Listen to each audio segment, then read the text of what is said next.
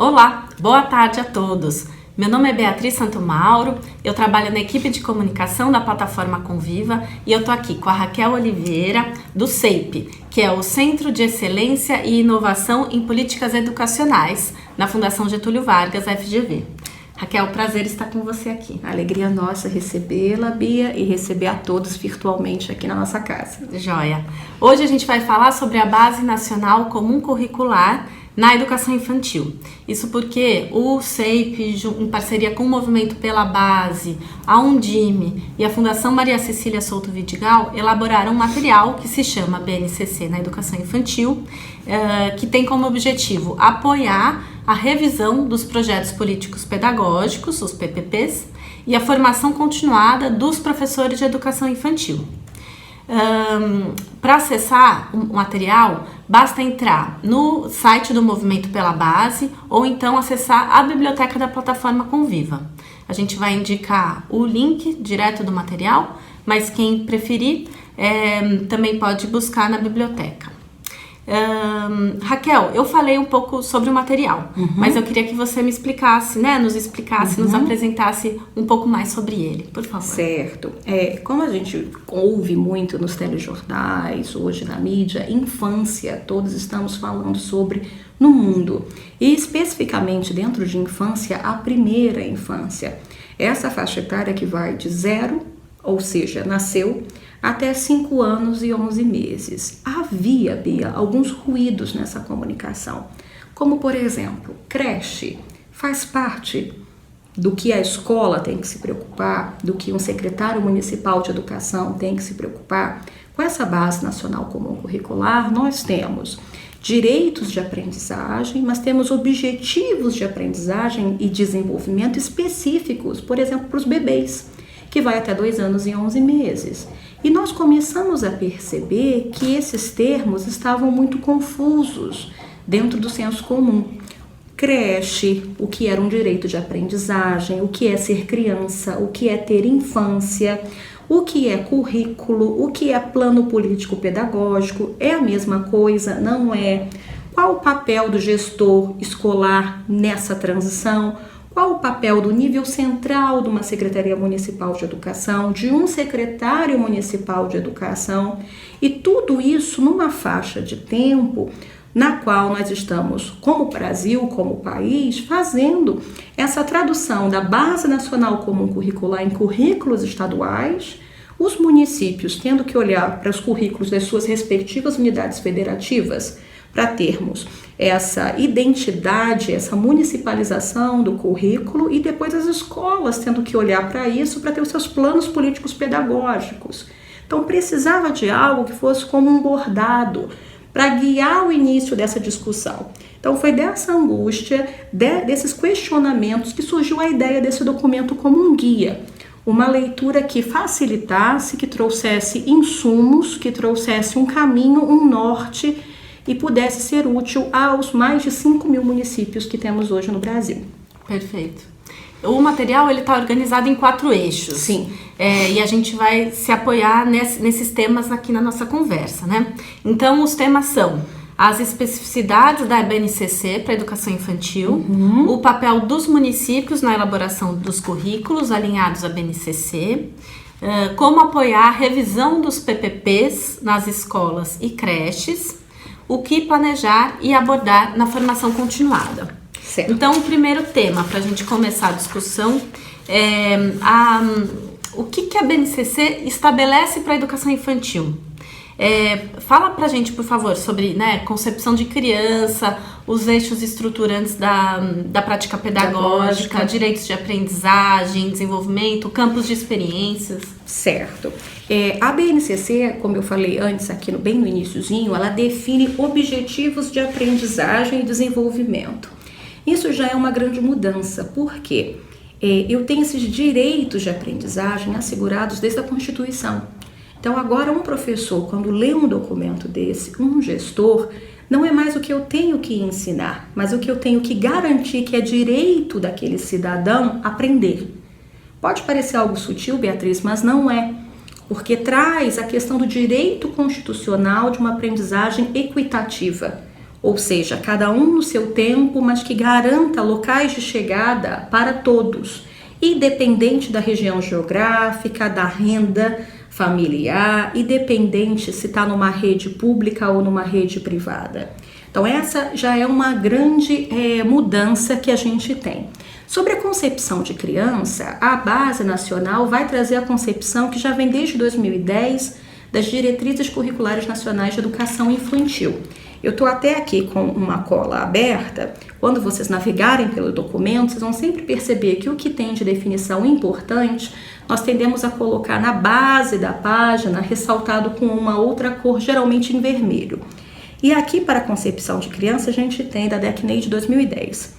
Um sujeito histórico e de direitos que nas interações, relações e práticas cotidianas que vivencia, constrói sua identidade pessoal e coletiva. Ou seja, primeira mudança é olhar a criança como um sujeito ativo. E essa criança de 0 a 5 anos e 11 meses, essa criança que tem vontade, essa criança que tem sonho, essa criança que tem intencionalidade, essa criança que tem curiosidade. E um crime que nós cometemos muito é matar a curiosidade dessa criança ao invés de desenvolvê-la. Nós precisamos ter todo um aparato, toda uma ideia dentro da formação do professor, para o professor olhar para essa curiosidade e não ter aquela famosa frase, menino, fica quieto. Mas sim de olhar essa curiosidade como um catalisador da experiência pedagógica. E aí eu vou para aquela sua segunda parte da pergunta, quando você fala dos eixos, né? Certo. A gente tem 2 eixos, os eixos de interações e de brincadeiras. Certo. As interações, porque a criança precisa interagir com seus próprios pensamentos antes de qualquer coisa, aprender a lidar na metacognição, interagir com os seus pares, interagir com o professor que está ali, interagir com objetos e com o mundo. E a forma como a criança tem de representar o mundo é através da brincadeira, do faz de conta, da fantasia. O professor precisa embarcar dentro dessa perspectiva, olhar o mundo com os óculos dessa criança, mas ao mesmo tempo sem deixar de ter a sua intencionalidade pedagógica. O professor sabe a narrativa, onde que ele precisa chegar. Então, o que a base traz? Essa concepção de criança com esses 2 eixos estruturantes para as práticas pedagógicas e a base também vai trazer para a gente os chamados direitos de aprendizagem, que todas essas crianças vão ter. Para eu não correr o risco de esquecer de nenhum, eu vou ler aqui para vocês quais são os direitos de aprendizagem, como as crianças aprendem e se desenvolvem. São eles: conviver, o direito de conviver, o direito de brincar, de participar, de explorar, de expressar e de conhecer-se. Isso eu preciso garantir que ocorra em todo momento escolar, pela vivência ali das atividades que a criança aprende através do que ela está fazendo, ela precisa fazer. Durante todo esse momento da criança na vida escolar, eu preciso garantir que esses direitos, que são 6 de aprendizagem, sejam contemplados. Mas a criança, como eu disse, ela só aprende quando ela experiencia. Então, o que a base traz? Além desses direitos de aprendizagem, os campos de experiência. Quais são esses campos que vão provocar, através da experiência, do sentir, do fazer, as condições propícias para eu garantir que aqueles 6 direitos de aprendizagem sejam desenvolvidos para toda e qualquer criança em território brasileiro. Então, eu vou ter, para esses campos de experiência, os seguintes, que também são 5. Eu tenho aqui o eu, o outro e o nós, corpo, gestos e movimentos, traços, sons, cores e formas, escuta, fala, pensamento e imaginação, espaço, tempos, quantidades, relações e transformações. E isso também tomou como referência as diretrizes curriculares nacionais de educação infantil. Quando eu tenho esses campos de experiência, uma questão muito comum que acontece é assim: Raquel, então na segunda-feira vai ser eu, o outro e o eles. Não é uma questão de ter gavetinhas, é justo o oposto. É muito mais uma questão de organizar pedagogicamente para o professor, para ele saber o que ele precisa provocar de experiências, do ter que criar um horário tabulado, com com tabelas do que eu vou trabalhar e quando. Para cada um desses campos de experiência, eu tenho dentro das faixas etárias, desde bebês, crianças bem pequenas e crianças pequenas, objetivos de aprendizagem específicos. Então, eu preciso entender tudo isso que eu falei para você, eu gestor, para eu olhar e falar, bom, é aqui que eu preciso chegar. Depois do momento que eu sei onde que eu preciso chegar, a gente vai falar mais um pouco, aí eu olho para minha rede, para saber onde eu estou. E começo a estrategiar o movimento para eu me deslocar de onde eu estou até onde eu preciso chegar, que é onde o documento me coloca. Perfeito, legal. No contato, né, do CEIP, dos parceiros que elaboraram esse material com os municípios, que elaboraram esses materiais. Sim. Quais são as dificuldades e dúvidas dos municípios que aparecem mais em relação à base e que seria interessante a gente abordar aqui? Eu penso que a primeira coisa é que fosse algo simples, sabe, Bia? Porque para ter um documento, um guia ou um currículo, é preciso que seja algo que me mostre como fazer, porque a base não fala isso. A base não é currículo, é a primeira concepção que a gente precisa trazer para o entendimento compartilhado, né? A base diz pontos de chegada. Como que eu vou chegar lá? Se eu vou caminhando, se eu vou de bicicleta, se eu vou a pé, se eu vou correndo, é o currículo de correr mesmo. Então a principal dúvida que a gente observava conversando com uma cidade, com a outra, com sociedades civis, organizações da sociedade civil, com próprios secretários, era por onde que eu começo? Porque primeiro tinha essa dúvida, se a base era o currículo, se bastava eu pegar a base, copiar e colar. Mas se eu faço isso, fica muito distante da prática da sala de aula. Então a primeira dúvida que surgia em todos os lugares era como eu aproximar essa teoria da minha prática. Legal. E um outro que eu diria também, que foi um ponto de alerta, é tudo que eu fiz até agora eu tenho que jogar fora? Em hipótese alguma, não. Você precisa justo é o oposto, olhar para o que você já tem, para daí você tomar suas decisões de forma mais segura. Joia. E como que você sugere para as secretarias municipais de educação utilizarem esse material dentro da própria secretaria ou com seus professores? Certo. Ele, na própria acepção, na criação dele, ele é um guia. E você colocou bem, tem sessões bem marcadas, que são 4. O primeiro movimento que eu penso é ler o guia.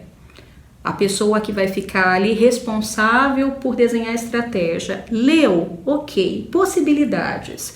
Eu posso imprimir e reproduzir, já que está com o selo da Undime, e entregar isso para dentro da minha rede, para que as pessoas possam consumir, o que eu acho que seria uma alternativa ainda passiva. E como nós queremos uma criança ativa, eu também quero um professor ativo, eu quero um gestor ativo.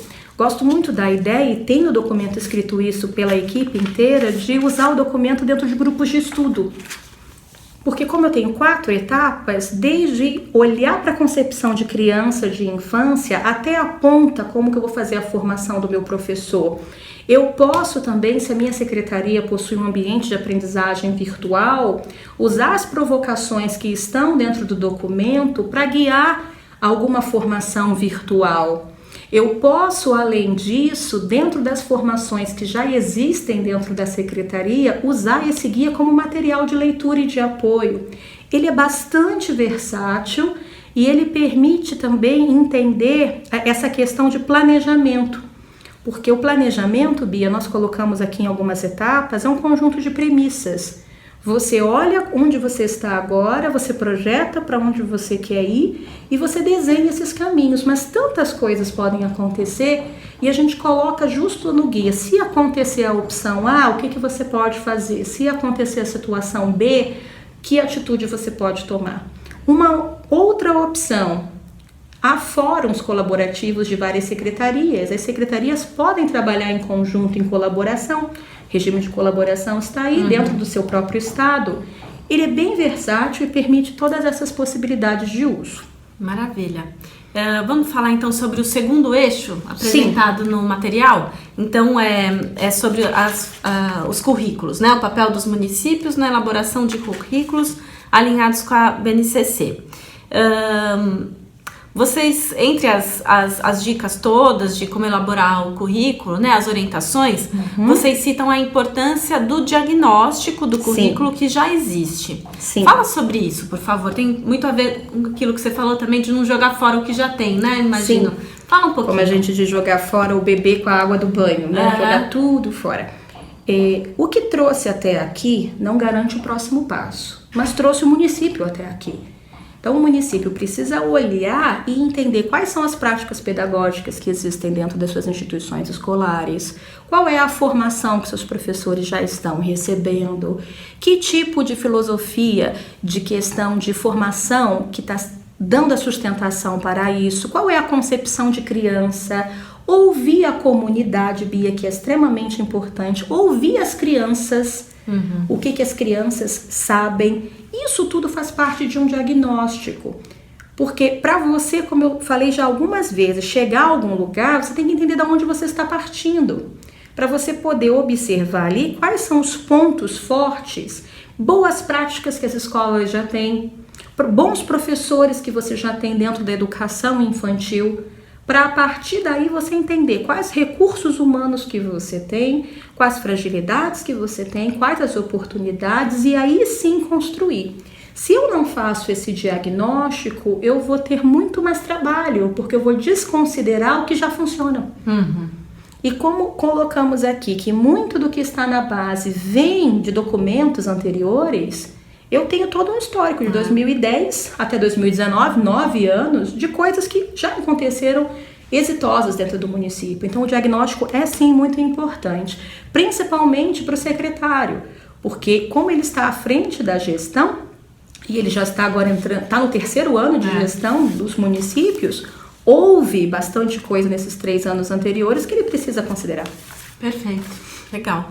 O Conviva tem realizado diversos materiais sobre esses temas: Base Nacional Comum, formação de professores, educação infantil. A gente vai colocar aqui nos comentários desse vídeo os 3 links dos vídeos que foram feitos, porque eu acredito que possam contribuir com essa discussão. Eles estão também no nosso YouTube e na galeria da plataforma. Então, um é sobre construção de currículos e PPPs, né? Construção, revisão. O outro se chama A Educação Infantil que Queremos Construir. Excelente. E o terceiro se chama Formação Continuada dos Profissionais da Educação e a Implementação dos Currículos. Então, fica aqui o convite. E algo que é importante, Bia, é envolver tanto gestores escolares como os professores nessas tomadas de decisão.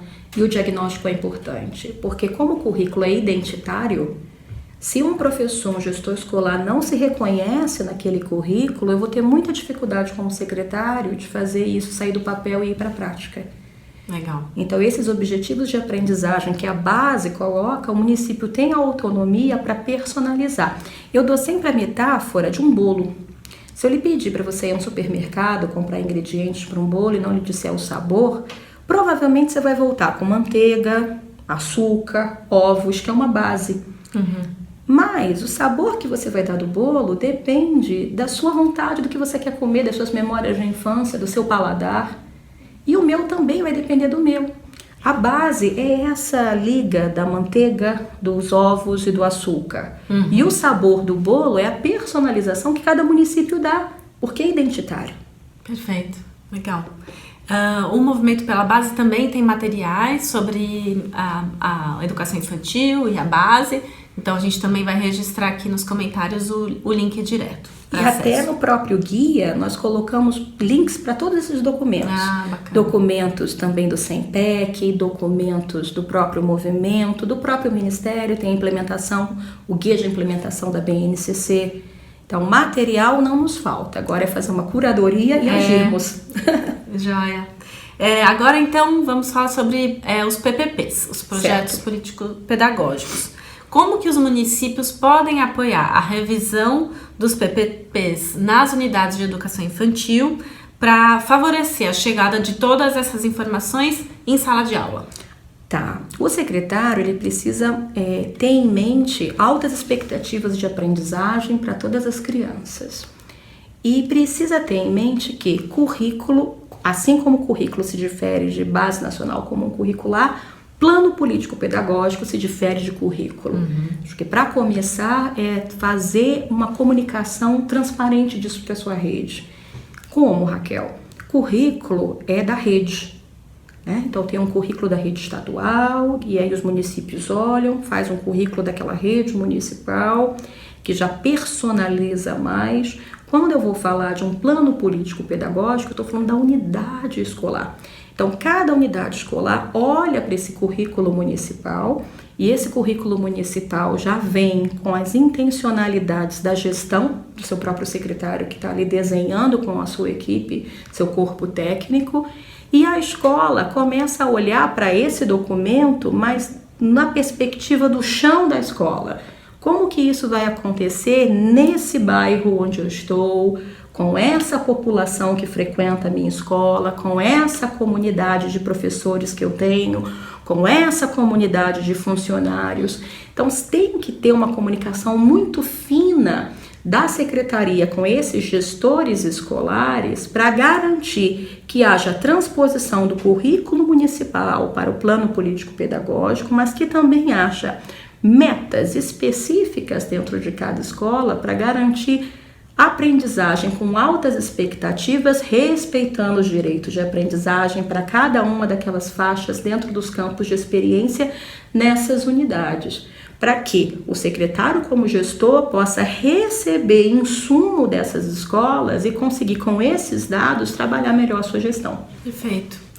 Não existe um modelo, né, nos PPPs, mas no documento vocês indicam que ele, em geral, é composto por 3 marcos: contextual, conceitual e operacional. Sim. Você pode nos falar um pouco sobre isso? Sim. Parte-se de uma visão macro para uma visão micro. Quando você fala da questão do marco contextual, eu estou falando da situação, da região geográfica onde essa escola está. Então eu preciso ver onde que essa minha escola está situada, qual é o perfil demográfico, qual é o perfil socioeconômico. E eu, como gestor escolar, desenhando dentro da minha escola esse plano político-pedagógico, posso me valer de informações desde o censo até do IBGE, da PNAD, olhar para tudo que eu tenho de recurso para desenhar aqui, onde eu estou, qual é a cultura desse meu local e a escuta ativa. Porque eu preciso conhecer o meu território, eu preciso saber qual é a expectativa das pessoas que estão ali. Porque o que é a escola, Bia, se não um local, uma instância, vamos colocar assim, sem tempo e sem espaço, porque ela sai dos muros da escola e sai do horário que a criança está na escola, para desenvolvimento das competências desse indivíduo. Então, o que é necessário num bairro X não vai ser necessário no bairro Y. Por isso que eu preciso muito desse marco contextual. Desenhei esse marco contextual, vou para uma segunda dimensão, que é chamado marco conceitual. Nesse marco conceitual, eu vou olhar para as bases teóricas que vão dar sustentação ao trabalho pedagógico. E aí o diagnóstico é importante, porque já tem um percurso naquela escola. Qual é o professor que mais influencia? Qual o professor que todos os outros vão lá na sala dos professores e ouvem? Qual é a prática que gerou maior aprendizagem? Eles estão trocando entre si, os professores? A minha coordenação, o que ela está usando de estratégia? E aí eu preciso começar a desenhar os conceitos, sabendo onde eu preciso chegar e com aquele contexto anterior que eu tive de onde que eu estou em situação demográfica, econômica e tudo mais.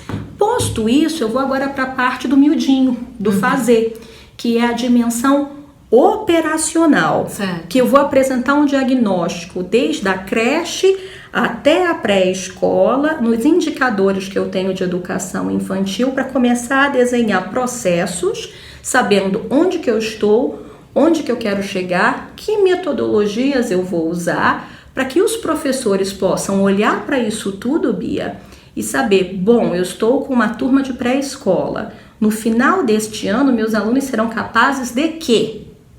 E a partir daí eu começo a desenhar as atividades, as situações, as experiências pedagógicas da minha turma. Porque o que a gente tem hoje no Brasil? Um professor que chega na escola e não pergunta sobre o plano político-pedagógico. E muitas vezes esse plano político-pedagógico existe, mas é uma letra morta dentro de gaveta. A gente precisa trazer para essa discussão de ser algo prático, de ser algo útil e de ser algo vivo.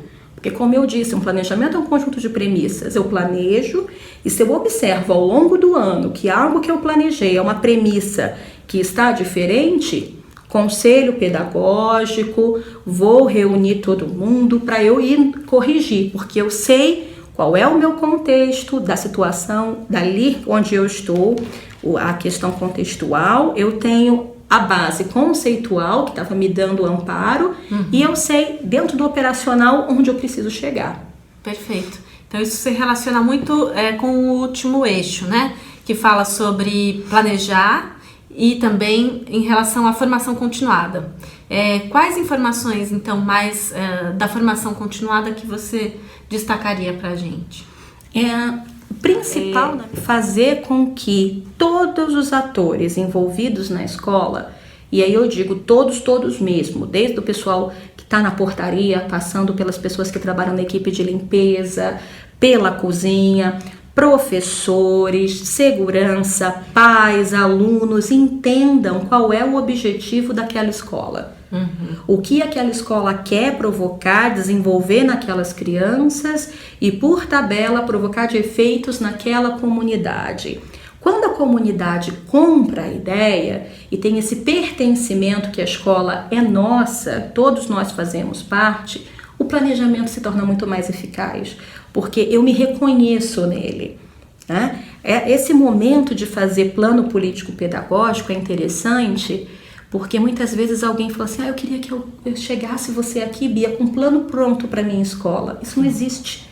Você precisa comer 1 quilo de sal dentro da minha escola para fazer o planejamento da minha escola. Por quê? Você precisa conhecer a minha escola. Então, na formação agora, é o momento do professor entender a importância desse planejamento. Porque se eu não sei onde eu quero chegar, Beatriz, qualquer lugar me serve. E se eu fico não sabendo a intencionalidade de cada atividade que eu estou fazendo com os meus meninos e apenas colocando eles para brincar, é um crime muito grande do que eu estou privando aquela criança de se desenvolver. Quando eu começo a tomar consciência pedagógica do meu papel como educador, o quão importante é para o futuro daquela criança e de garantir os direitos de aprendizagem dele, que vem desde a Constituição de 88, a minha profissionalização como professora fica muito importante. E a secretaria conseguindo desencadear esse sentimento no seu corpo docente, eu acredito que é de grande valia para garantir altas aprendizagens para as nossas crianças. Precisa ter altas expectativas, Bia, para todos. Legal. E no documento, né, o BNCC na educação infantil, vocês sugerem 7 temas que podem fazer parte da formação continuada. São eles: planejamento do professor e intencionalidade pedagógica, cultura escrita, campos de experiências e objetivos de aprendizagem e desenvolvimento, currículo e rotina, organização do ambiente e materiais utilizados pelas crianças, documentação pedagógica e acompanhamento da aprendizagem e desenvolvimento, boas experiências de transição, casa-creche, creche pré-escola, educação infantil e ensino fundamental. Por que esses foram os escolhidos e o que seria bom falar sobre eles, né, de forma geral? Tá, o primeiro que você coloca, a questão do planejamento versus intencionalidade pedagógica, resume tudo o que eu estava falando agora nesse último bloco. Porque o planejar é você saber o diagnóstico onde você está, onde você precisa chegar e o que você vai fazer para chegar lá. E toda e qualquer ação dentro da escola precisa ter essa intencionalidade refletida. Eu estou vindo aqui para ler exatamente a definição do que é intencionalidade, porque senão a gente pode confundir com algo assim, Bia, mas eu tenho boa intenção. Não é um juízo de boa ou má, mas de ter uma intencionalidade pedagógica, que eu vou ler aqui para vocês, por trás de todo o ato educativo. Já é. Ter intencionalidade educativa na escola é pensar em todos esses aspectos de maneira estruturada e com objetivos e propostas claras de desenvolvimento dos bebês, das crianças bem pequenas e das crianças pequenas. Envolve mais do que pensar as experiências, que o professor pode dizer assim: Bia, mas eu faço muita coisa. Sim, professor, você faz, mas eu preciso ir além do que é oferecido, mas pensar o porquê que isso está sendo oferecido e o que eu preciso de material, de ambiente, de tempo, de espaço para com que essa experiência provoque nas crianças os objetivos de aprendizagem que estão descritos em cada um dos campos de experiência para cada uma das faixas etárias na base. Então, isso seria do primeiro aspecto. O segundo aspecto que você coloca, que é a questão da cultura escrita. Certo. Nós não temos na base, para a educação infantil, em nenhum momento apresentando a alfabetização como responsabilidade dessa etapa. Certo. Por outro lado, é tarefa, sim, da educação infantil garantir às crianças o acesso à cultura escrita. Porque é exatamente nessa faixa etária que a criança está aprendendo que as coisas têm nome. E que esses nomes que estão aqui na oralidade, existem símbolos, desenhos, as letras, que eles vão começar a perceber isso pelo próprio nome deles, depois eles vão ampliando para o nome do colega, depois vão ampliando para as coisas do mundo que também tem nome. Então, se a criança está nesse movimento de querer perceber e de querer criar sentido, é tarefa, sim, da educação infantil fomentar isto. E aí nós temos as parlendas, nós temos as músicas, a contação da história, a oralidade, até chegarmos para os mais velhos num movimento de escrita livre. Não é um momento de correção, mas é um momento de estímulo, de orientação da questão do desenvolvimento da consciência fonêmica, que leve ele tanto num eixo de linguagem quanto num eixo de numeracia, da questão dos números e da linguagem escrita, que ele consiga cognitivamente entender que todos os pensamentos, todas as concepções, todas as ideias podem ser traduzidas de forma gráfica. Porque senão o que acontece? Quando faz a transição da pré-escola para a educação infantil, que a gente vai falar também dessas transições que tem da casa para a creche, depois da creche para a pré-escola e da pré-escola para o fundamental, fica muito abrupto. Então, é preciso sim que haja esse estímulo. O terceiro ponto que você coloca... Campos de experiências e objetivos de aprendizagem e desenvolvimento. Sim, porque o que é importante trabalhá-lo dentro da formação? Para o professor não cair na armadilha de achar que cada campo de experiência tem que ser trabalhado de forma isolada. Então, segunda-feira é o dia do campo de experiência X. Ou então, de manhã eu vou trabalhar Y e depois no intervalo eu trabalho Z. Não. Os campos de experiência, eles são interconectados. Então, é preciso, dentro da formação, que isso seja muito bem explicado, como eles se interconectam e como eles se complementam. E as equipes das secretarias precisam reforçar essa ideia junto dos gestores escolares e dividir isso pelas etapas, pelas faixas etárias, para os bebês, para as crianças bem pequenas e para as crianças pequenas. Tá? Depois tem a questão de currículo e rotina. Tá. O currículo, nós falamos, né, que é a questão de você estar num ponto A, querer chegar num ponto B. Então, quais são as escolhas pedagógicas que você vai ter, quais são as avaliações que você vai fazer, como que vai ser a formação, como que você vai comunicar isso para a comunidade externa e interna à escola, como que os gestores escolares vão estrategiar isso dentro de uma rede, como que o secretário vai olhar para tudo isso e manter altas expectativas de aprendizagem. Fiz isso, preciso traduzir isso em rotinas, porque criança trabalha com rotina, porém a rotina do lugar não pode sobrepor a rotina da criança.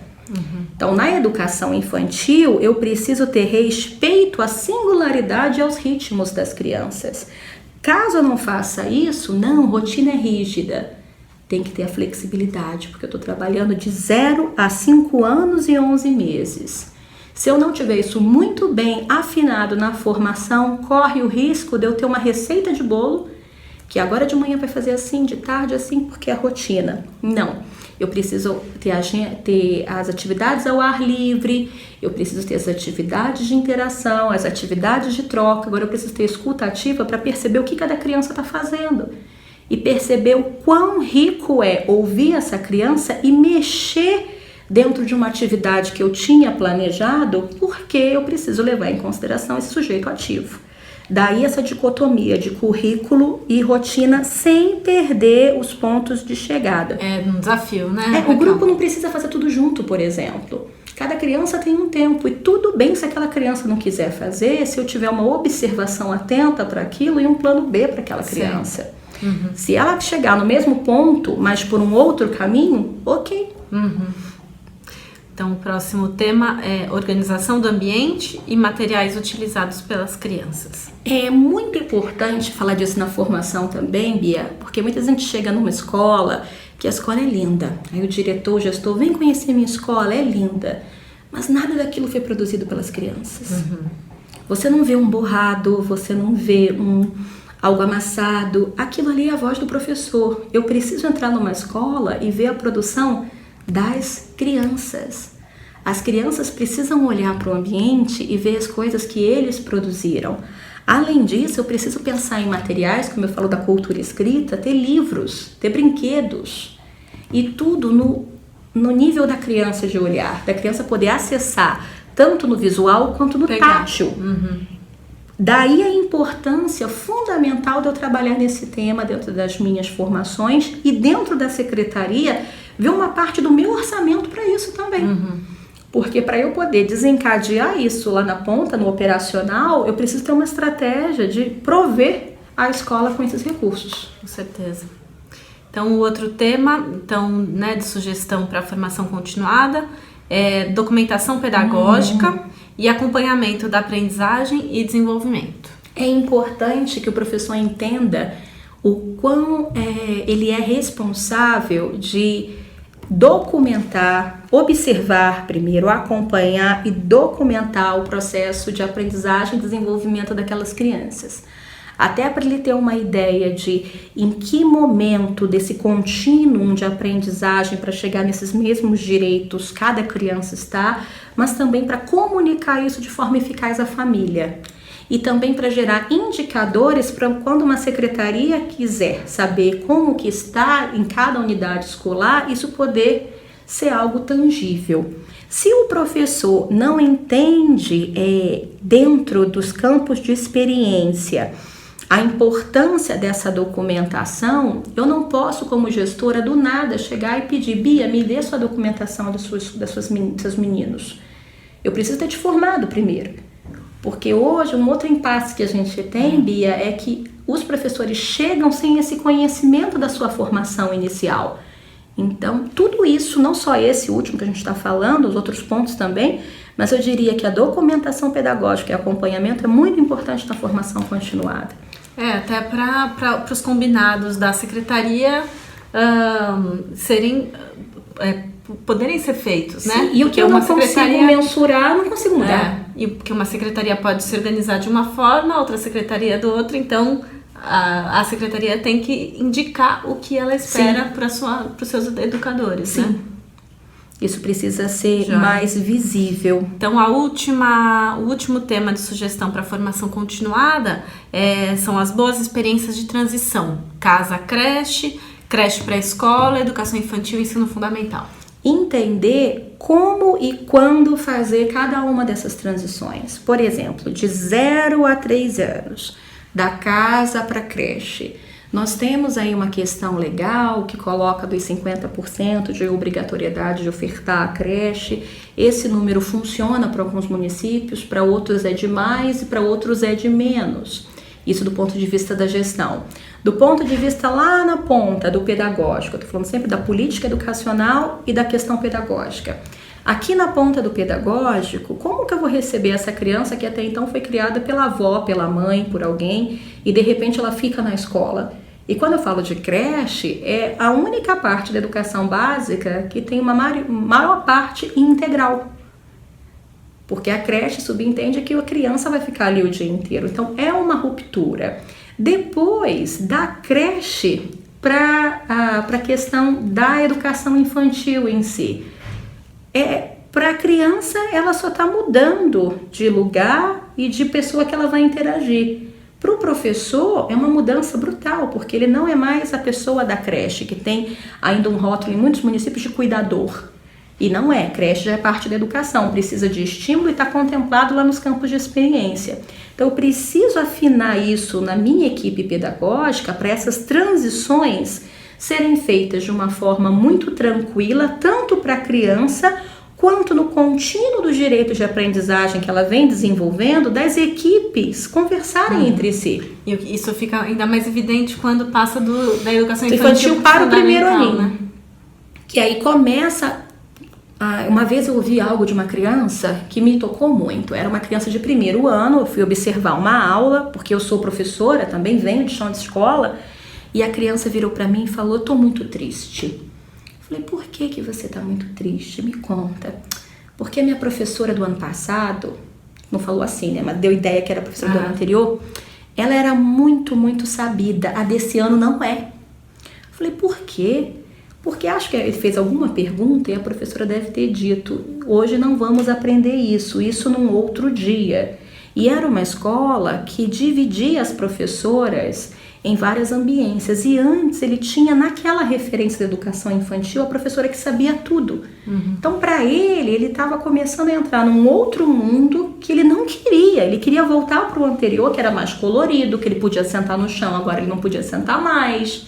Que ele usava muito mais as canetinhas coloridas e os lápis de cores, agora tem um lápis cinza. Então, essa transição precisa ser muito bem estudada e muito bem feita para que não haja ruptura da criança e muito menos também da equipe pedagógica de entender que é a mesma criança que ela está recebendo. Então, nós precisamos incluir isso fundamentalmente nas nossas formações continuadas. Perfeito. Quanta coisa boa, Raquel.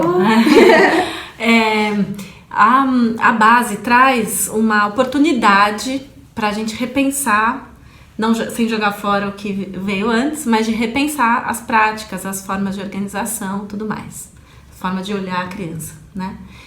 O que você considera que é a maior contribuição da base, das revisões dos currículos e dos projetos políticos pedagógicos, que pode ser interessante a gente compartilhar essas ideias com as secretarias para elas também terem isso em mente, poderem discutir isso com seus professores? Nós temos um documento que coloca uma estrutura curricular, não um currículo de forma nacional.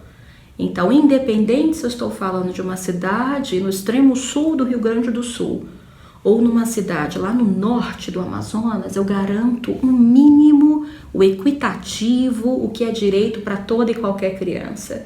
Isso, em termos de política pública, é riquíssimo. Segundo, trazer a creche para dentro desse movimento e colocar a pessoa, o professor da creche, como um profissional que ele deve ser, que não é somente uma questão de cuidados, de higiene e tudo mais. Ali é uma faixa de 0 a 2 anos e 11 meses que tem um desenvolvimento cognitivo brutal. Então, precisamos sim contemplar. Então, a questão de termos um currículo, essa questão de trazermos essas crianças, esses bebês, para dentro do guarda-chuva da educação. Terceiro, perceber que a base, ela não é proibitiva, ela não proíbe nada. Ela apenas coloca o mínimo que é direito garantido. Então, dentro dos municípios, olhar para si e ver quão forte é esse poder de municipalização e colocar a sua cultura, colocar as suas necessidades, aproveitar esse momento de reestruturação curricular para fazer realmente uma intersetorialidade da educação com a saúde, da educação com a assistência social, da educação com planejamento e tudo mais, para permitir o crescimento desse município. Porque é com essa base que a gente está falando aqui, dessa faixa etária de educação infantil, que vai se formar toda a população desses municípios. Então, nós estamos falando aí de um crescimento econômico das próximas 2, 3 décadas. Então, é um momento extremamente rico para o gestor olhar com muito cuidado e com muita seriedade. Perfeito. Muito obrigada. Por nada, obrigada a vocês. Foi ótimo. Então esse vídeo vai continuar disponível no YouTube, na galeria da plataforma Conviva. Então, para acessar é no www.convivaeducação.org.br/galeria. Agradecemos todos pela companhia e até a próxima. Até a próxima, muito obrigada e boa sorte.